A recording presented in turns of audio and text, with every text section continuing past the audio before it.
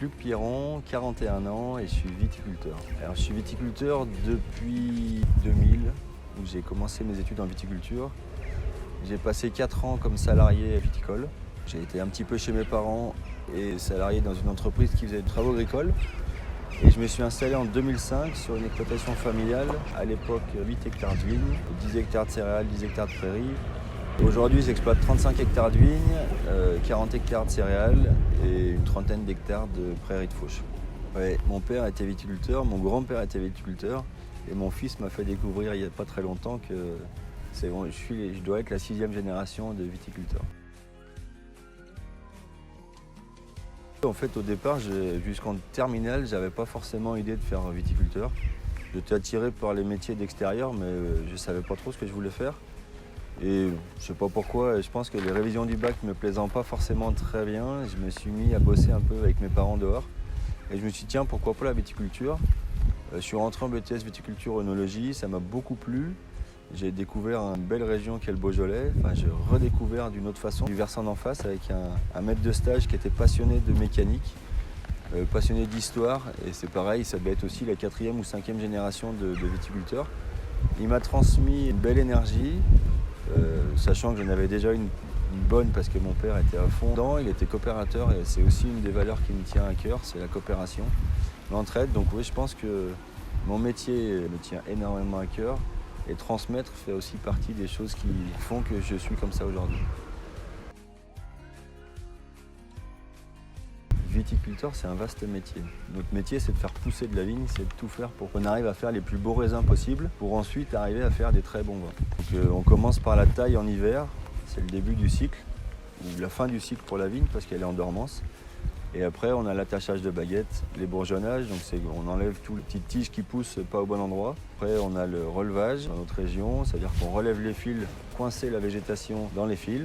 Après, on cisaille, on protège nos cultures, ça c'est essentiel étant donné que le climat joue en notre faveur ou défaveur un peu comme il veut. S'il pleut trop, et ben, du coup, il y a des champignons qui poussent. S'il pleut pas, il n'y en a pas, et notre vigne est quasiment indemne de maladies. Et après, on finit par les vendanges, le moment de grâce, parce que c'est là où on récolte notre raisin, tout le fruit de notre travail, avant de l'envoyer en vinification, où là, c'est aussi un autre savoir, une autre patte personnelle, où chacun arrive à faire en sorte que le raisin se transforme le mieux possible pour donner des vins. Qu'est-ce qui vendange réussi? Une très bonne équipe de vendangeurs, parce que pour moi ça fait partie des choses qui sont essentielles pour que la vendange soit réussie. Il faut une belle qualité, mais ça dépend un peu de nous, mais pas que. On est aussi énormément tributaire du temps. Donc là, comme cette année, moi j'ai de la chance pour l'instant, parce qu'on a eu que du soleil, on a eu de l'eau juste quand il fallait. On est passé à côté de tous les orages de grêle. On n'a pas gelé au printemps, donc au jour d'aujourd'hui, on a 90% de chance d'avoir une très très belle vendange. Donc voilà, pour moi une vendange réussie, c'est ça. Alors qu'est-ce que ça m'a apporté au niveau personnel?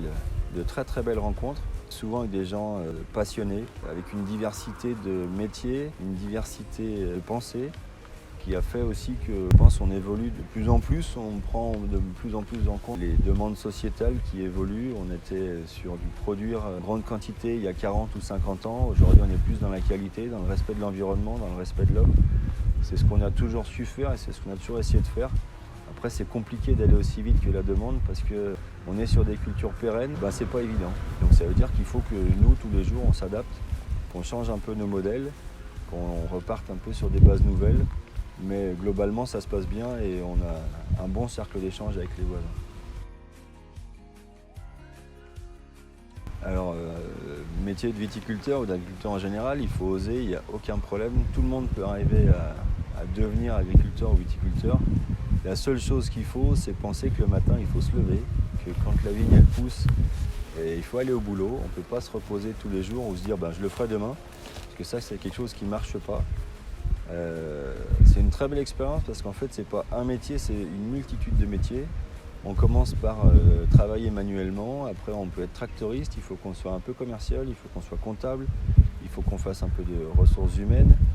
Il faut qu'on parle avec les administrations, il faut qu'on soit bon techniquement, qu'on fasse du secrétariat. C'est un métier hyper complet. C'est un métier où on ne s'ennuie pas, on ne s'ennuie jamais, ça c'est sûr. Après, c'est aussi, à l'inverse, c'est aussi tellement complexe que c'est un peu perturbant et déroutant parfois, mais quand on voit le résultat et qu'on arrive sur un vin fini qui répond à ce qu'on avait comme objectif du départ, qu'on a une belle vendange avec des jolis raisins, on a mis tout ce qu'on pouvait, tout notre cœur dans cette culture, la nature nous a rendu ça aussi. C'est vrai que je pense qu'en termes de rendu, c'est quelque chose qui n'est pas forcément descriptible.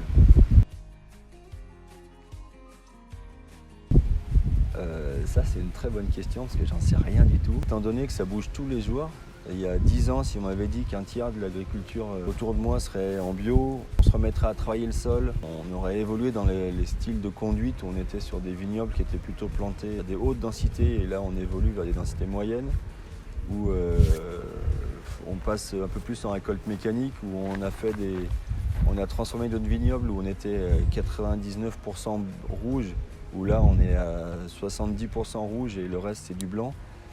Je me dis que dans les 10 ans à venir, on va peut-être changer de cépage, on va peut-être avoir des cépages du sud qui vont arriver chez nous, on aura d'autres types de vins. Mais c'est aussi ce qui fait son charme, c'est qu'on ne sait pas de quoi sera fait demain. Il faut juste arriver à s'adapter au changement et toujours prendre du plaisir. Moi, c'est ce que je me dis tous les jours, c'est qu'en fait, regarde la chance que tu as de pouvoir bosser dehors. Alors, on a un cadre et un bureau qui est magique parce qu'il change vraiment tous les jours. Il y a des fois, c'est un peu moins sympa quand il pleut ou quand il gèle, mais tu te lèves le matin, il y a de la neige, tu vas dans tes vignes et tu dis ça c'est un paysage en fait. On peut être à la montagne, on n'a pas la mer, on n'a pas souvent de rivière à côté de nous, mais c'est vrai que c'est vraiment un paysage et ça fait partie des choses qui nous motivent vraiment tous les jours.